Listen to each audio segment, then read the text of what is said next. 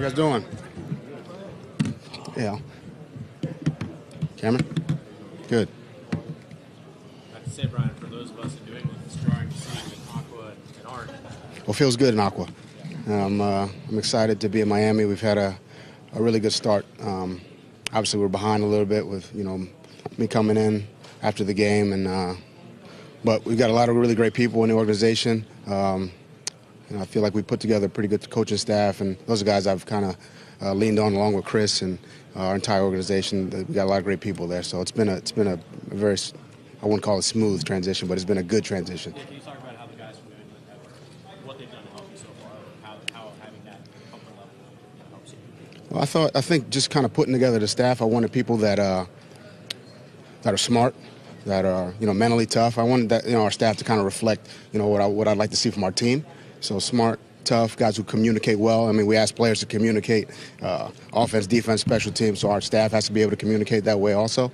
And that was big. That was one of my main objectives as far as putting the staff together. So I'm excited with the group we have, and I've kind of, it's a great group from Jim Caldwell to Danny Crossman to Chad to Josh Grizzard. I mean, all the way across the board. We got a lot of great people, and I've leaned on those guys. I mean, look, this is a team effort all the way across the board.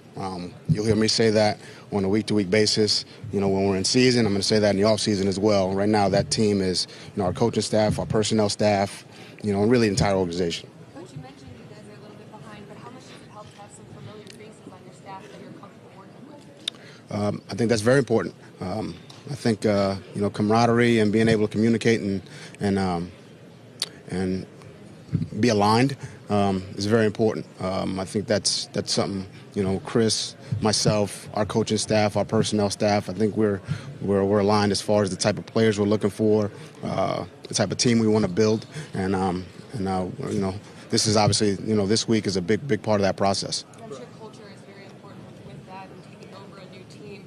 What have you learned from New England to help establish your own type of culture in Miami? Yeah, like you said, culture is very important. I would say, a lot of the things that, I learned in New England were about putting the team first. I think that was another part of, something that was important to me is putting together a staff and people around me who don't have egos, who work well together. I think that's going to be a big part of what we do in Miami. Coach, you defended against this team for years. Whenever you look at them from the other side, who do you see on the offense that you see as explosive playmakers? I think, and I definitely spent a lot of time coaching against this group. But there's definitely a good group of players here, really across the board. Offense, defense, and the kicking game. A lot of this process has been about evaluating our current roster, and that's where it really starts. So you can come to the draft and free agency and all, that's all well and good, but if you don't know what you have, it makes no difference. So we feel good about a lot of our players, and we're going to try to add more pieces to the puzzle and try to put the best product out there possible.